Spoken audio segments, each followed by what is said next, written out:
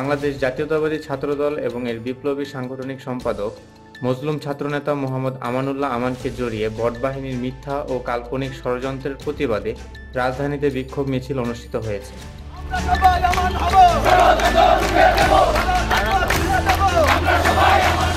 Dhaka college ছাত্রদলের সংগ্রামী যুগ্ম আহ্বায়ক মোহাম্মদ সাজ্জাদ হোসেন জেমিনের নেতৃত্বে মিছিলটি রাজধানীর বিভিন্ন সড়ক প্রদক্ষিণ করে।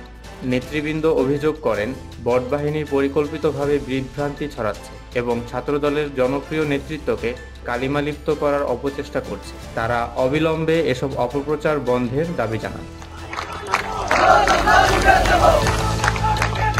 আমরা সবাই